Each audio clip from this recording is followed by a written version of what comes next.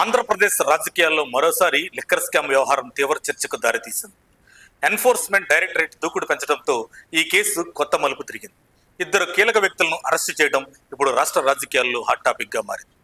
SIT నమోదు చేసిన case ఆధారంగా ఈడీ మరోసారి మనీ లాండరింగ్ కేసు నమోదు చేసి దర్యాప్తును వేగవంతం చేసింది. ఈ క్రమంలో Raj Kasireddy AP beverages corporation మాజీ ఎండీ వాసుదేవరెడ్డిని అరెస్ట్ చేసింది. మద్యం రవాణా టెండర్లో భారీ అక్రమాలు జరిగాయని, దానివల్ల ప్రభుత్వ ఖజానాకు సుమారు 195 కోట్ల రూపాయల నష్టం వాటిల్లినట్లు ఈడీ గుర్తించినట్లు సమాచారం. ఇదే సమయంలో హైదరాబాద్తో పాటు 15 ప్రాంతాల్లో ఏకకాలంలో సోదాలు నిర్వహించిన అధికారులు పలు కీలక డాక్యుమెంట్లు, ఎలక్ట్రానిక్ పరికరాలను స్వాధీనం చేసుకున్నారు.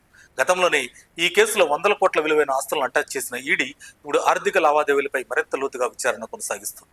మరోవైపు మాజీ మంత్రి కారుమూరి నాగేశ్వరరావు తన అరెస్టుపై వస్తున్న వార్తలను ఖండించారు. తనపై జరుగుతున్న ప్రచారం పూర్తిగా అవాస్తవమని చెప్పారు.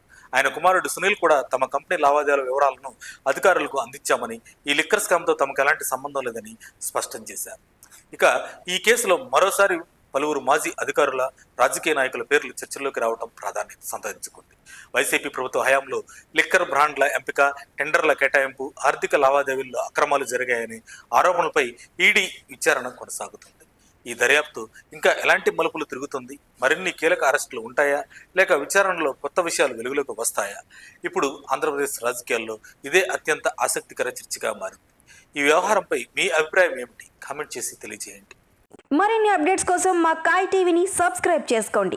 మా వీడియో కనుక మీకు నచ్చినట్లయితే లైక్ చేయండి, షేర్ చేయండి. మీ విలువైన అభిప్రాయాలను కామెంట్ బాక్స్లో తెలియజేయండి.